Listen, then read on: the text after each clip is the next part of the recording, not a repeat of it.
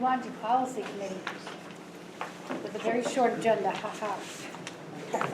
Famous last words. It kept growing all week. It was amazing. Every time I looked, it was longer. So, but we'll get through it. The first item is the approval of September 21st, 23 minutes. So moved. Second. Any discussion? All those in favor? Aye. All those opposed? Policies for first reading this evening are policies ACN, Nursing Mothers Accommodations, which is new, and KCD, Public Gifts or Donations to Schools, which is new. The first policy, ACN, is new, required by law. The language comes directly from the School Board Association. Do you have any questions? It's a pretty straightforward one.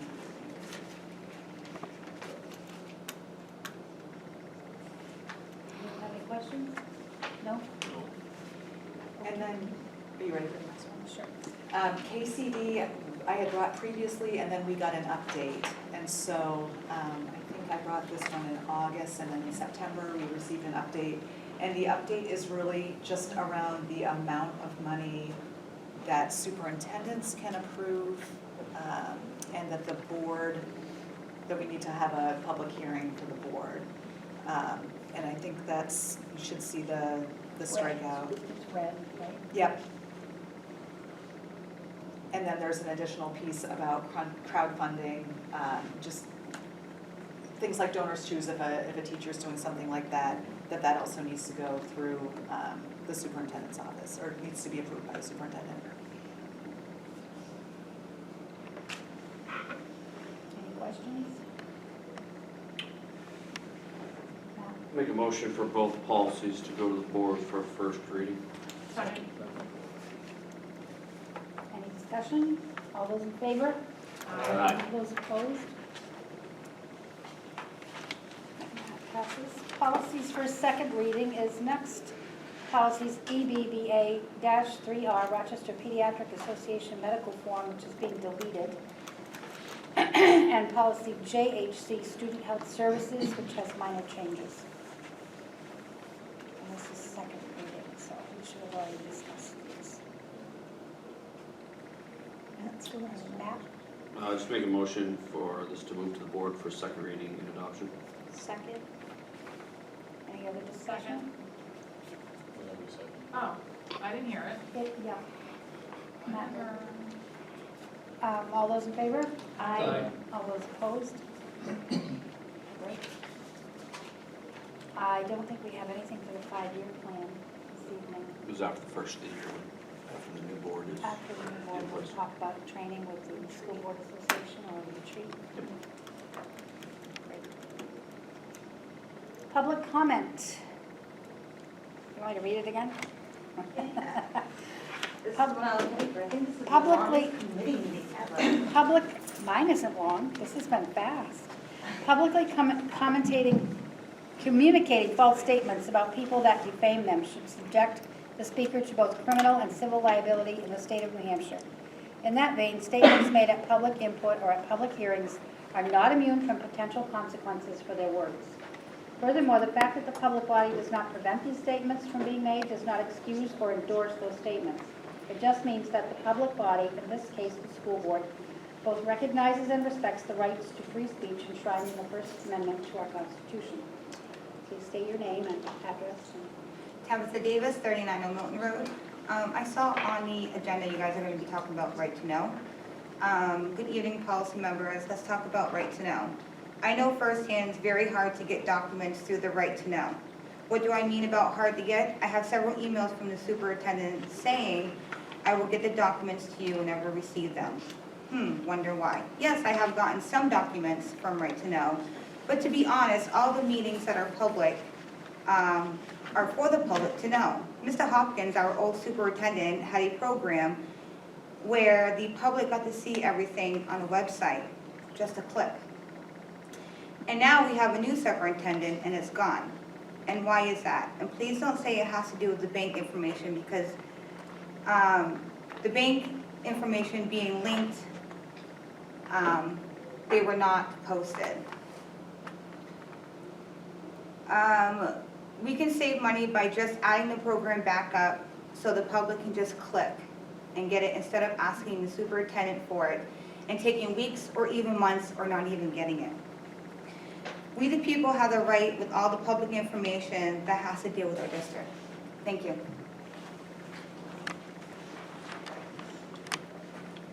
Is there anyone else from the public who'd like to speak? And I'm going to close Well, polls. Yeah, what? we received an email from somebody that could not be here that would like to address the public. And I believe in the past, we read that, Only during emergency sessions for COVID, when we So- were remote only, we don't read public comment. so we won't accommodate someone that couldn't be here, Well, the board received the communication, it went to the full board. but they wanted to address the public.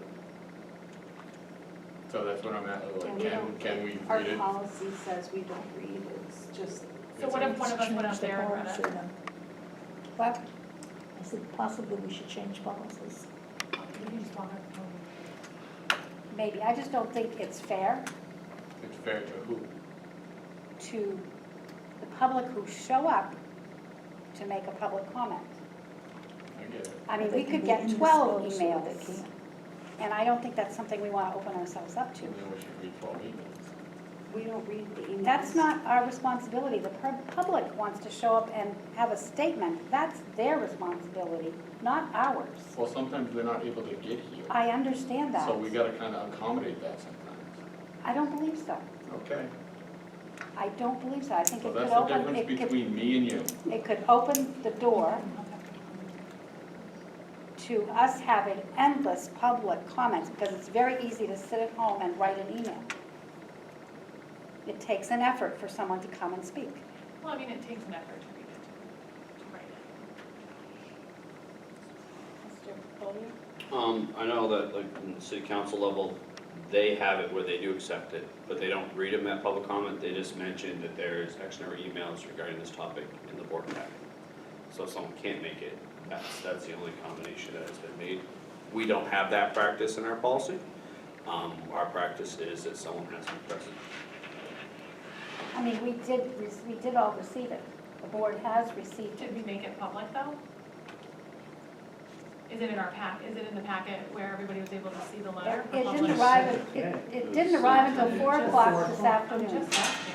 All right, I'll go up to the podium and read it as public comment. Can I? Matthew? No, we're not reading it, we're not reading public I can comment. I can go up to the public and read it. I have every right to. Matt?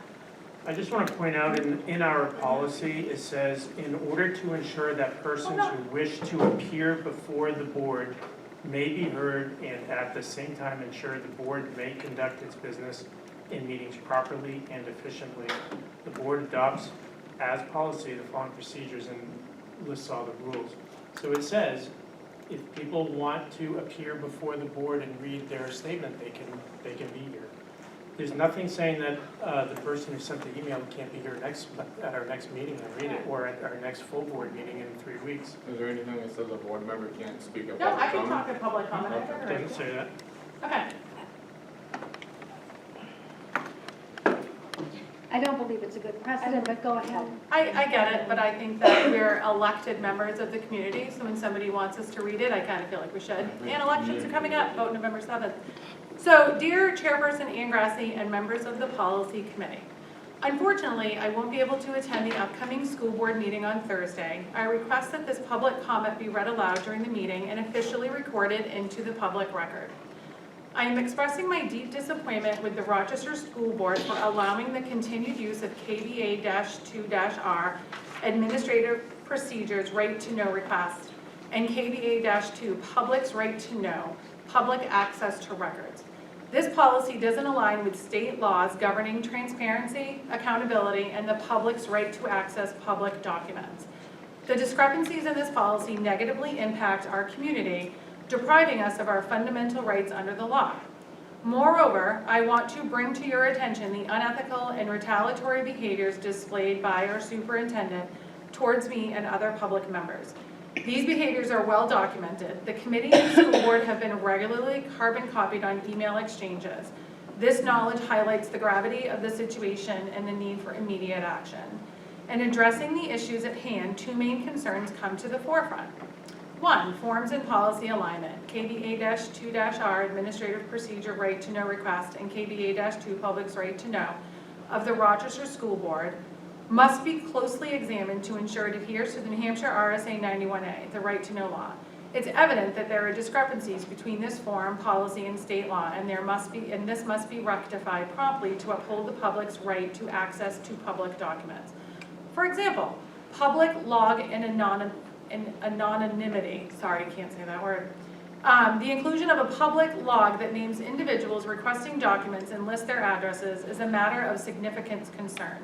This practice is designed to intimidate individuals, implying that they can be publicly identified for seeking public records.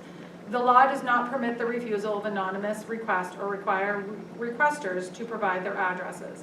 Posting a public log of requests to the district's website is an attempt to shame individuals, which further exacerbates the violation of the law by not responding to anonymous requests and by not accommodating the privacy rights of individuals who refuse to be publicly shamed.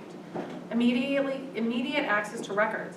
The second and third sentences of the form contained in KBA-2-R appear to violate the Right to Know laws in RSA 91A with regards to immediate availability of records. These sentences suggest that it may take up to 5 days to determine whether records are immediately available. In contrast, the law dictates that records that are immediately available must be provided immediately. These sentences do not align with the law's requirements for the prompt release of such records. Superintendent's unethical practices.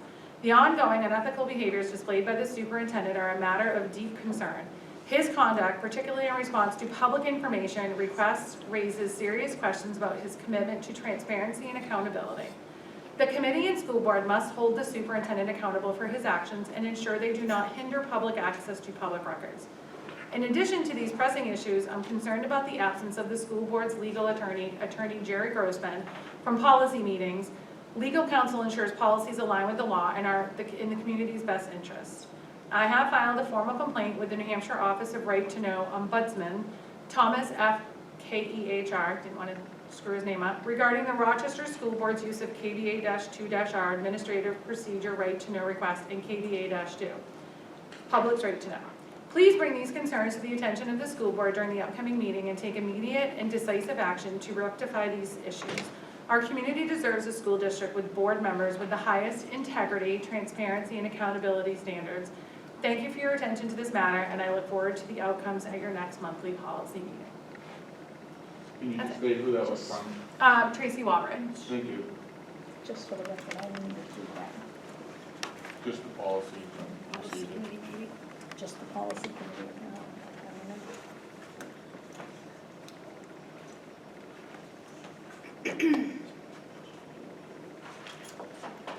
no, I don't know. I closed public comment, but that didn't seem to affect anything, so we'll move on to other.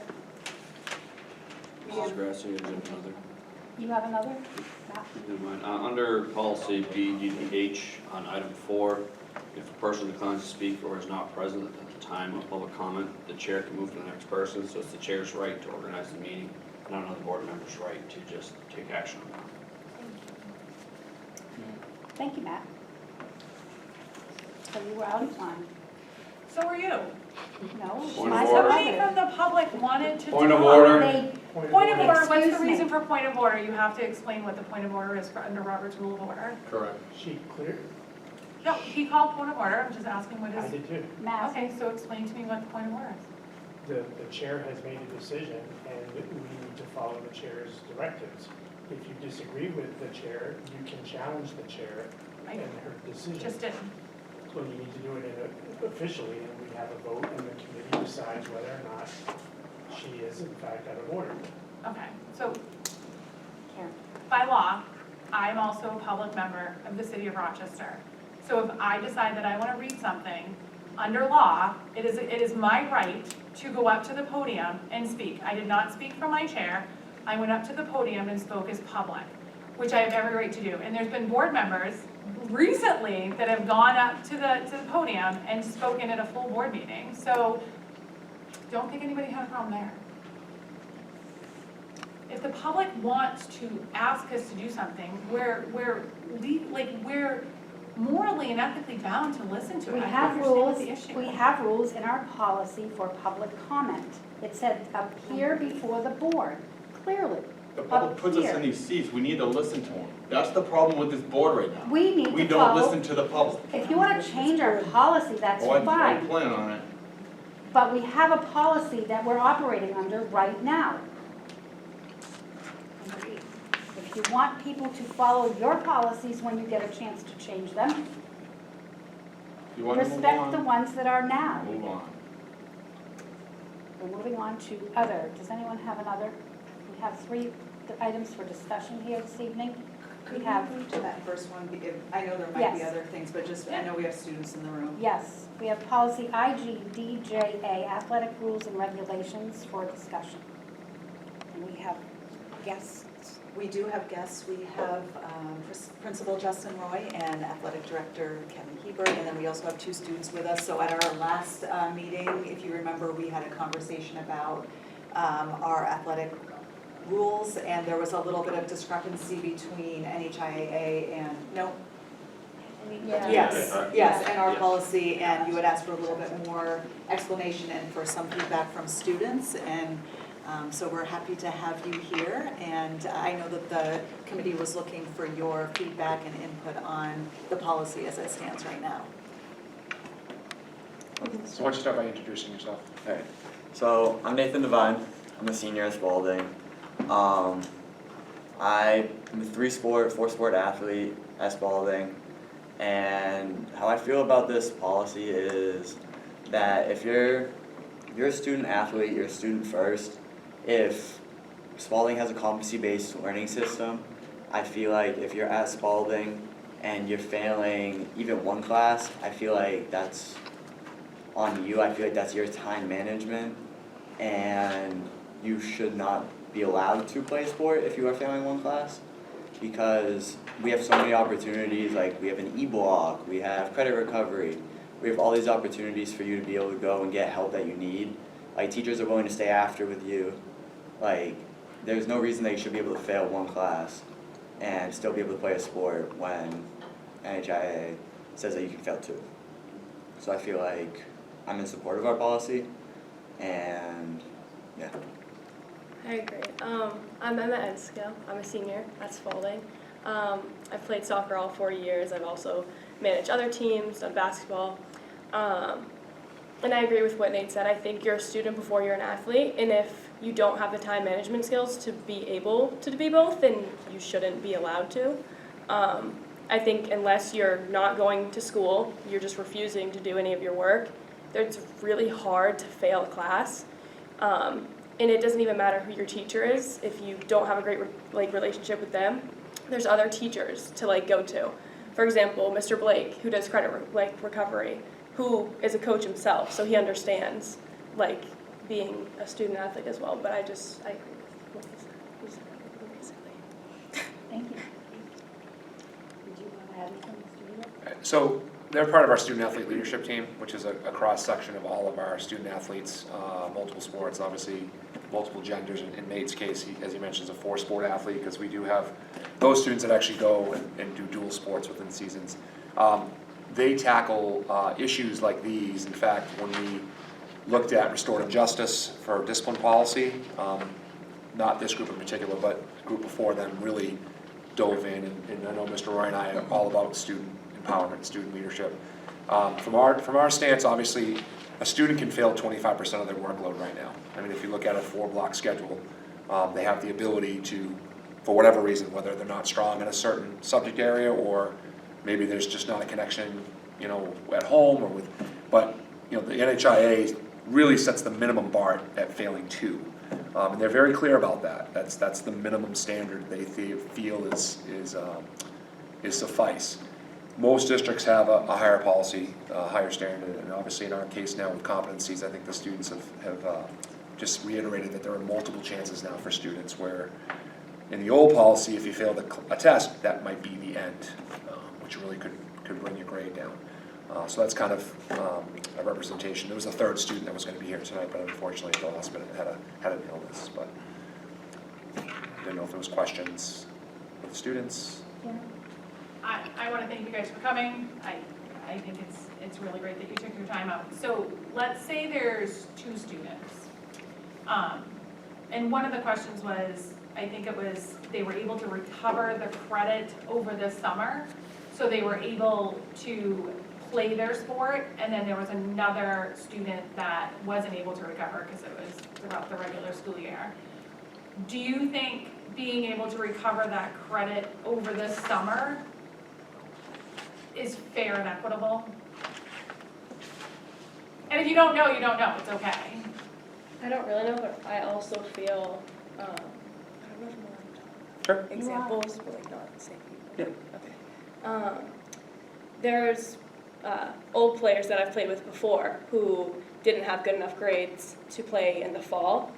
And I think it's an option that could be used sometimes, but I also feel like if a student doesn't have the dedication through the year, they're not going to have it through the summer. And also the way that I look at it from an athlete perspective as well is, why would I want someone on my team who isn't putting in the dedication and putting in the time that everyone else has, I feel. Can I ask a follow-up? Would it matter to you the level of play for that student? So if that student was a really good athlete, or would it affect you at all? No. Okay, thank you. Thank you, because it says you believe that they're students first. So that shows that that's your belief. The question we had was, it wasn't fair to allow students to recover in the summer when the winter kids couldn't recover. They didn't have that time to recover. So that's why our standards are what they are. Yes. I can say though, I have had the experience of failing a class, so I do know like how it is. Right. And but I did I took the time out and I did credit recovery, and I had it done in 3 days. So it's just like the fact, I mean, I'm not trying to make excuses for myself. I did have a concussion when I failed that class. Oh, jeez. But I took took the right back on the field as fast as you can. But Oh my God. I did take the time out to like go and do credit recovery, and I put the time in, and I got it done in 3-4 days. So it was able to help bump my stuff back up to show that I was passing that class, so that I could play my sport. Yeah, thank you so much for your testimony and throwing yourself under the bus. Yeah. Thank you. Anyone else have any questions, comments? Kevin, I have a question for you. Sure. So if you have a student that's failing due to like a concussion, or are you able to address that on a case-by-case issue, or are you just basically, it's black and white? Yeah, so I mean, when it comes to the medical pieces, obviously there's usually documentation that follows that. There's actually a return to academics policy that a lot of schools follow in regards to that, with extra time, those kind of things. We haven't crossed that situation a lot where that would put somebody over the threshold.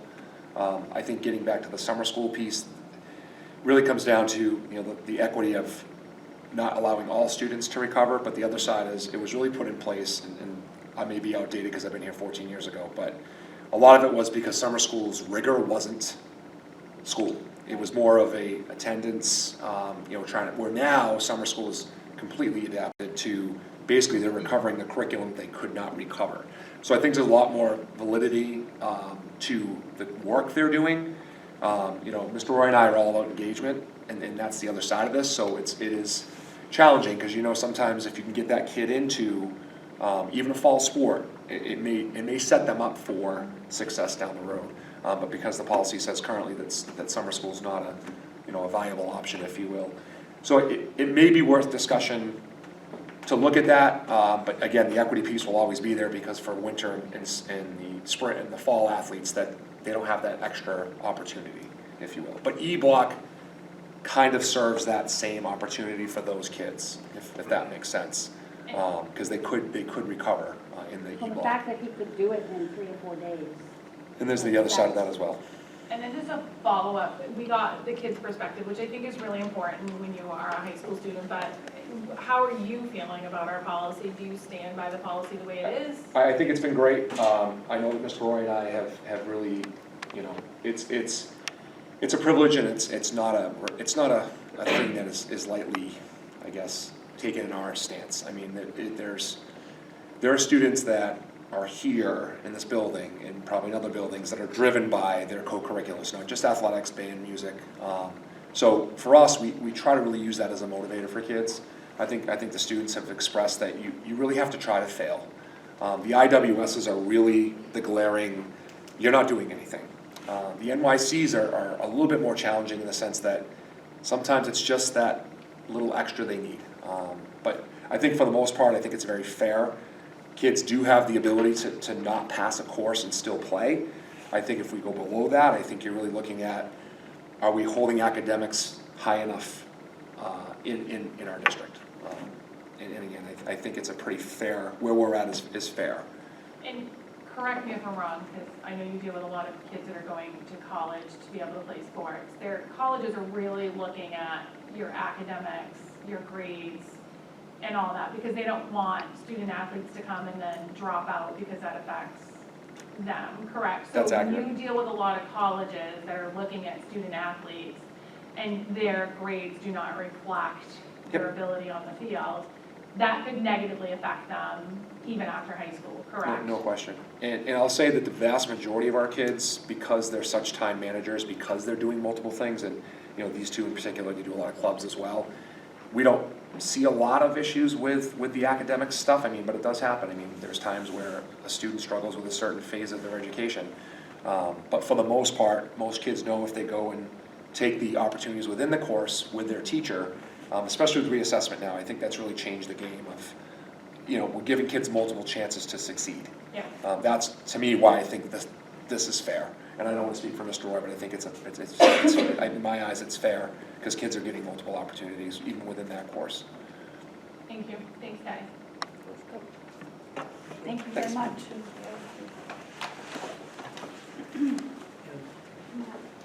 The parent who brought this issue up back in August asked me to just remind everybody that, and I don't necessarily agree with it, but I figured I'd bring it up just so everyone's aware of what the language says.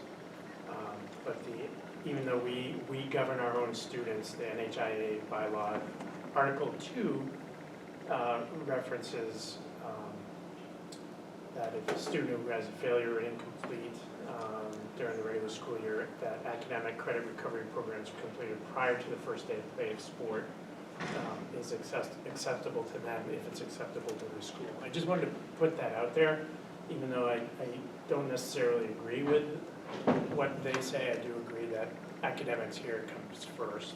I just wanted to at least get that out there because you asked me about it. Well, I think that was the point of us having this conversation, was that we are a little more strict than NHIAA. Right.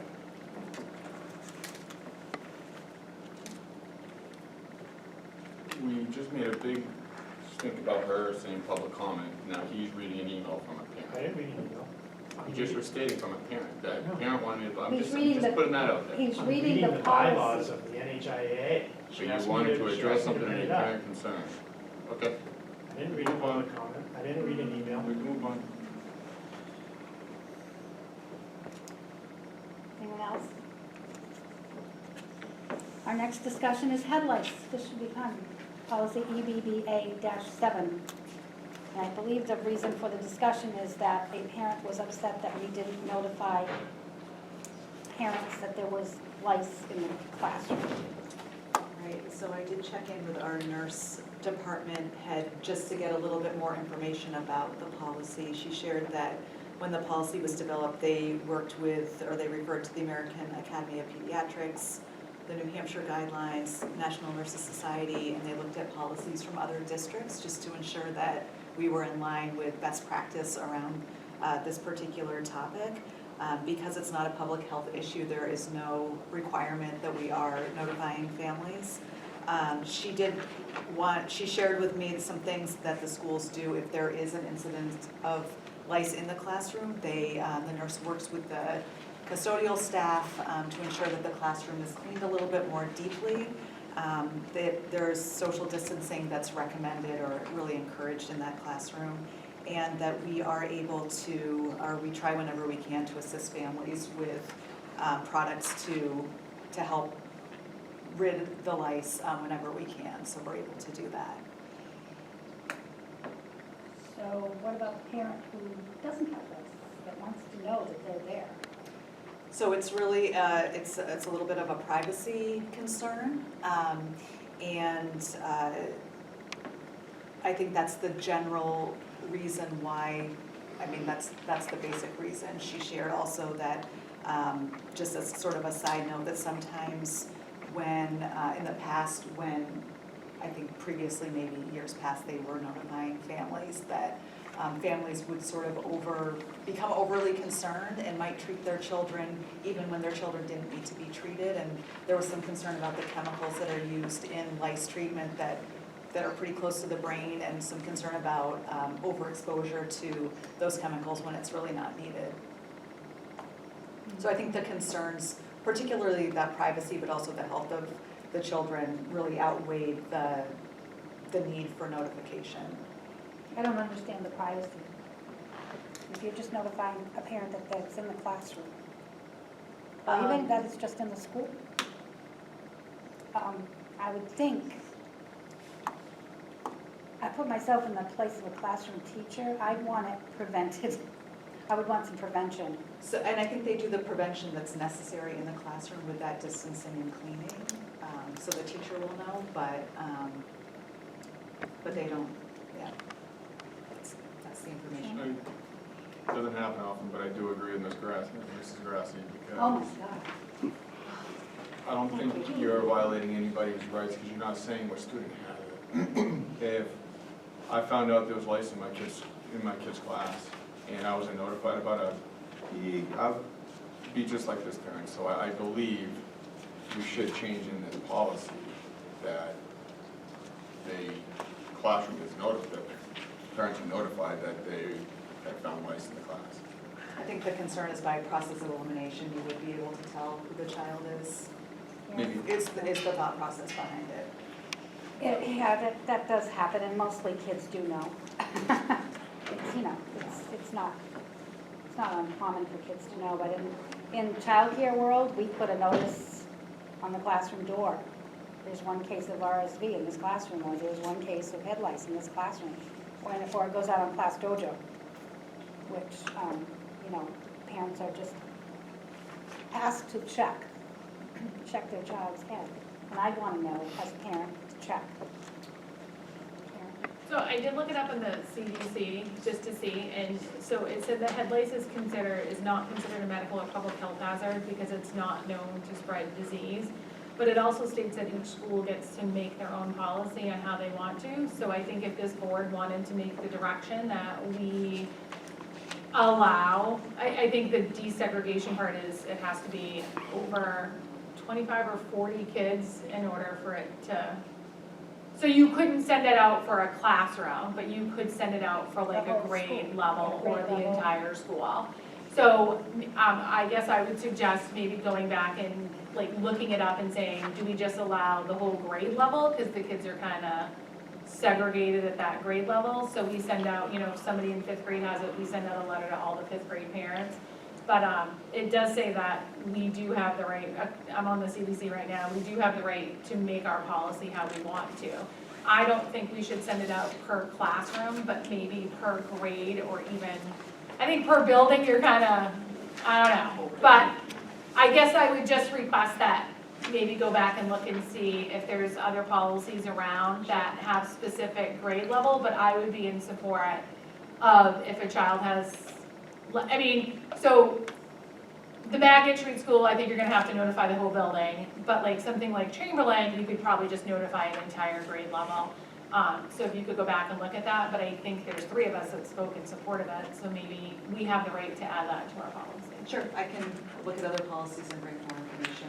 And even if they're not, what your recommendation would be, so if you look around and all these surrounding towns have the same policy that we have, I still think it would be beneficial to say what your recommendation would be, whether it's, again, we have smaller buildings and larger buildings, how that would affect it. Matt? I don't disagree with you, but I would wonder how would we handle a situation if the kindergarten class at School Street was 7 kids? has So you how couldn't do do you- it, how per do the you- law, you couldn't do it. So you would, so like if it was Magnet Street School where there's only 1 or 2 classes, you would have to do a building wide.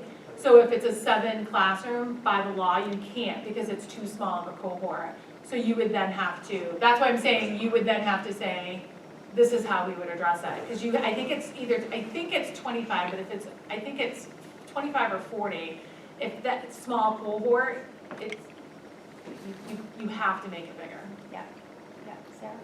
I would be curious to know, in the past, when we used to notify families that there was a case, how many would keep their kids at home and not send them to school because the fear of, well, let me give it a couple weeks for it to die Well, down. my kids couldn't I stay wouldn't home, no, want there was that. no willingness to Yeah. keep them home because of, that's not a good way of prevention. But the But I- prevention but- is to yeah. clean their hair the next day, so out one day would be bad, so that you could at least Yeah.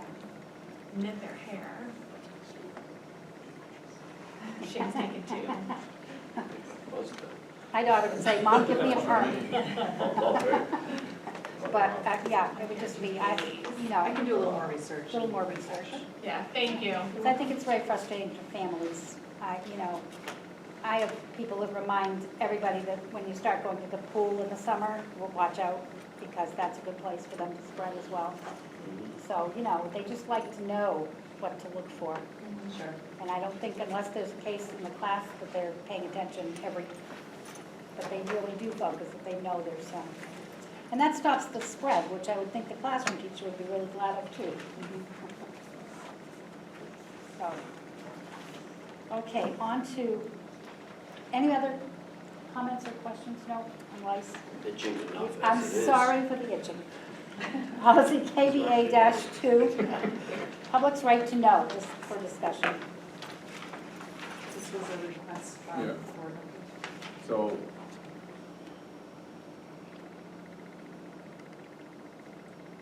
Yes, Shane? so, we've had quite a few right to know requests throughout the few years, and it seems like there's always pushback from the superintendent, or it's always a process and it takes a while, and it's always, now it's costing our community money to get the records that they want. So my question is, why can't, after it's all prepared, it be emailed? If it's public right to know, why is he not willing to email it? I know in the policy it states you either can pay for it or it's gonna put it on a thumb drive. It seems like there's a lot of pushback to get our community right to know requests. I believe the concern right now is that we're following the policy. So right now, I believe the policy has 3 different methods that the policy committee agreed would be provided. What are the 3? What's that? I know it's a thumb drive, Black and white Black and photocopies, color photocopies. Electronic media storage. so that's a thumb drive. Yeah, Or a disc. so all 3 have a cost associated with them in the policy. So what I would suggest is we also update it so it can be emailed to accommodate people that are financially burdened where they can't afford to pay for this stuff. I think one of our issues was that the material was so large that it would be impossible to email it. That would be, It has been. We have had some requests that are large. the city attorney chimed in on that one, and he said that it's just not feasible for that large of a amount of documents to be sent in an email. That can be added to the. So, but we just heard our assistant superintendent say it's not in our policy. So while I understand that if some are too large to be able to send electronically, they can't, I think we should add section D that says if it's small enough and able to, it should be able to be emailed, because that would give them the option of being able to send it electronically. Or, if we don't agree with that, what does the city do when somebody does a right to know request? Are they emailing it? Because we really like to align ourselves with the city, or what are other schools doing? Because I believe other schools are emailing if it's small enough. Sarah? The city does what we offer, they're aligned. Can we get confirmation of that? Can we we just get it confirmed, just because, That would yeah, just find out, you know what I mean? But I think adding section D and saying we can send it electronically if somebody requests, what would be the harm in that? Like, what would be the reason why we wouldn't? I can look at other policies and I can double check Yes, please. recommendations and things like that to see if there's any concerns that we should consider. Yes, Yeah. please. Thank you. If you're doing the research, where we're talking about file size, is there like a threshold in which then it has to go into a thumb drive, which is a gigabyte size, or type of files, if it's an MP4? Also, information security concerns regarding email transmission. I know we do redact the personal information, but the size of the file is within a concern, especially when you're talking about server space and everything in order to take care of that. Sure. And though we may have a threshold, most common people, if they're receiving it on Gmail, can that even receive that file? So those are the concerns that it has to be out there if it is an option, and that's probably why a lot of people just go to is just pick up the drive. It's easier, but yeah. But then going back on that, let's say we can't do email, and it's gotta go on a thumb drive. Unfortunately, I think the district should pay the $4 for that thumb drive, because we should not put a financial burden on people requesting these records. I believe the fee is consistent with other I agree. policies. I just don't feel that if we can't email it, I think the district should own up to the $4 because we have the right to, it's our right to give them these records. And some people can't afford that kind of, unfortunately, can't afford it. I know the individual whose letter you read has brought up a lot of issues here with the right to know law. And much of her complaints have stemmed from the time that it takes to get that information. And in that policy too, it says that requests are also given to the legal counsel so that we can redact any student information. So the reason why she's complaining about it taking long is because it needs to go through legal counsel to bring out or to remove anything that's identifiable for any student whatsoever. In addition to that, let's see,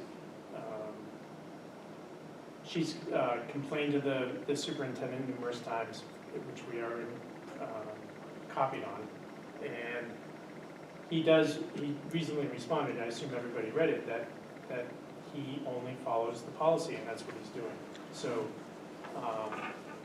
I have issues when someone on the board reads or accuses the superintendent of unethical behaviors when he's following policy.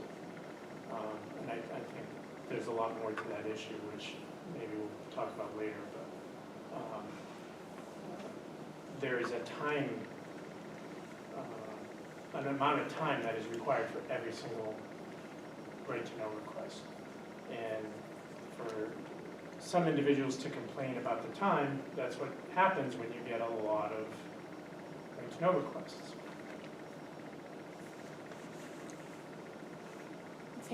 Yeah, I'd like to suggest that you look up the state law and make sure that our policies conform with that, because obviously those have been the most complaints since I've been on the board in this first term. It is. Is about right to Got it know. right here. And it just, it's a 5-day request, and if you can't get it in 5 days, there's this formula to follow. But, emailing is not electronics is not the only thing you can do.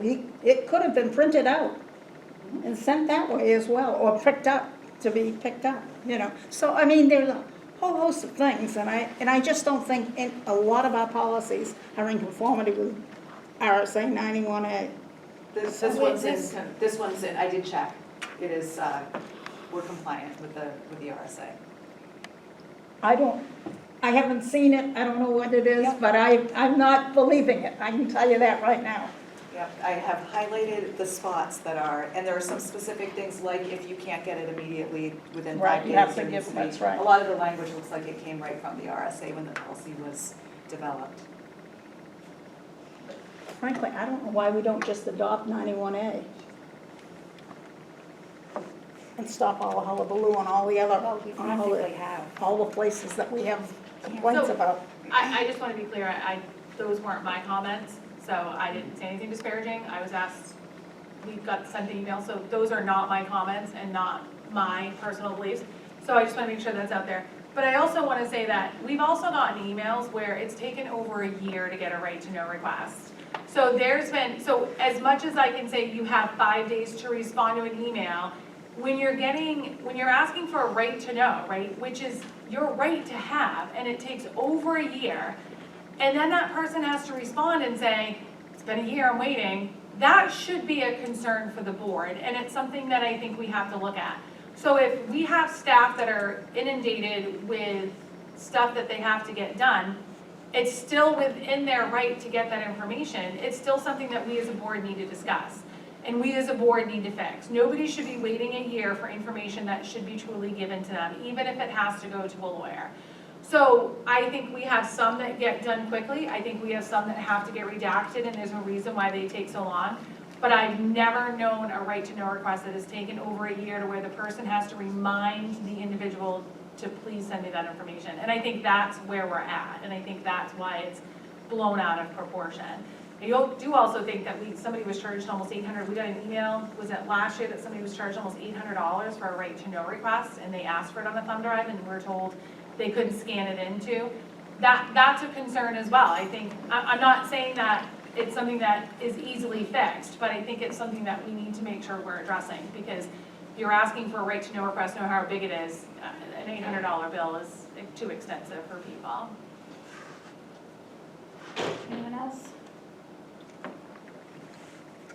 Oh, I agree with Karen. We've had a lot of issues with right to knows over the year, and we need to figure it out and fix the issue. I think it starts with us, and maybe it's having to sit down with the superintendent and figuring out what his delay is and what's taking so long, because a year is way too long, and charging someone $800 is completely unacceptable, whether it's by the policy or not. That's where it should have came to the board and for us to make an adjustment to, for that person. We need to do better in getting public right to know to the public when they ask them. We're not doing our part, and superintendent's not doing his part.